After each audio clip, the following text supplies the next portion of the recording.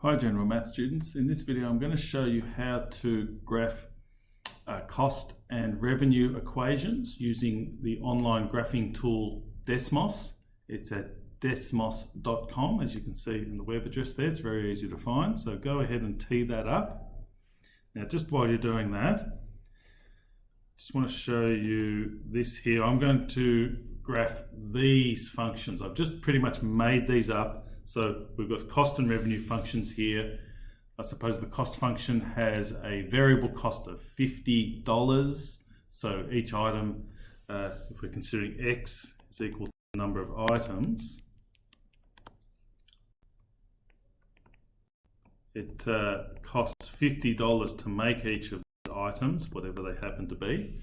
And the variable, the fixed cost for this business is $500. Now, as far as the revenue goes, we can see that R equals 100x. They're selling each of these items for $100. So by this stage, you should have a fair idea of how cost and revenue equations work. If you're still a bit unsure of this, you need to go back to your teacher and talk to them about how to formulate cost and revenue functions or cost and revenue equations. Okay, so we'll go to Desmos and we're going to go start graphing.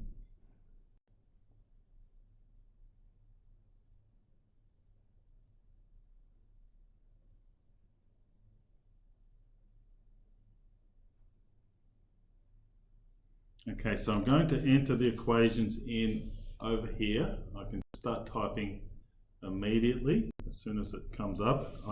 Now, we're going to use y equals 50x plus 500. There's our cost function.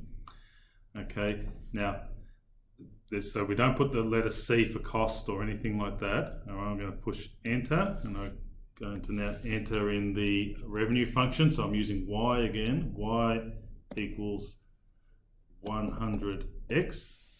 So we just enter those cost and revenue functions like that, using y rather than C or R. And enter those. Okay, now going to get an appropriate window. All right, so I'm going to go to graph settings. Now this will depend on your own situation. But for mine, if I look at this cost and revenue function situation here, I know that the break-even point, I can actually work it out. It occurs when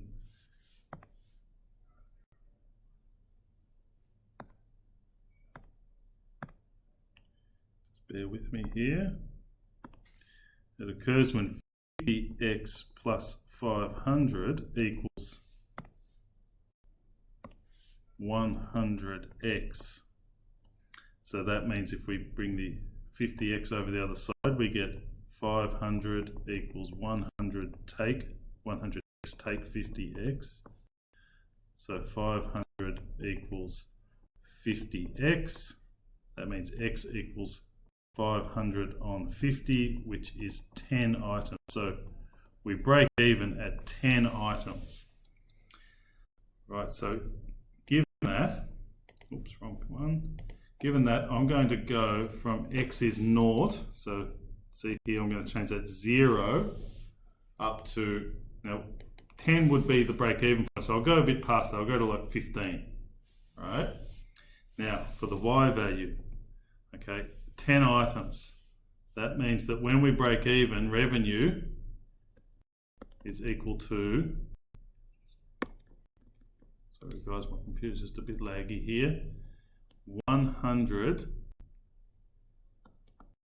times 10, which is 1,000. So we're going to go up to the break-even point is at a revenue of 1,000, right? So we need to go up above that. So if we click back here, I'm going to change the y value from 0 up to, so we said 1,000, I'll go to 2,000. So you just want to work out that window using that sort of technique and just change those values about. You could also just use a bit of trial and error until you could, by changing those, or just drag the window around as well. You know, you could just sort of, you know, zoom in and zoom out and zoom in and shift things around until you can see your graph, okay?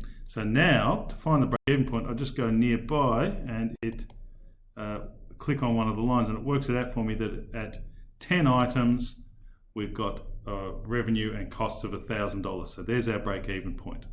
All right, now I'm going to go up to share this. Okay, and you might want to print this out to put in your report. So in that case, you would click there, and it's loading up a preview. Over here, click on the appropriate printer that you can find, or if you want to save it as a PDF, you can do that as well, and you could print that out later. So we'll just let the preview come up. There it is, looking good. Okay, I'm not going to do that after all, but what if we want to export this as an image, and we could paste this into a report that's done electronically and submitted electronically. So there's a picture of it, and we could click download as PNG, and it will download to the computer, and you can save it and then paste it into your report. Okay, so thanks for watching, everyone. I hope that helps you to complete the graphing part of the small business investigation.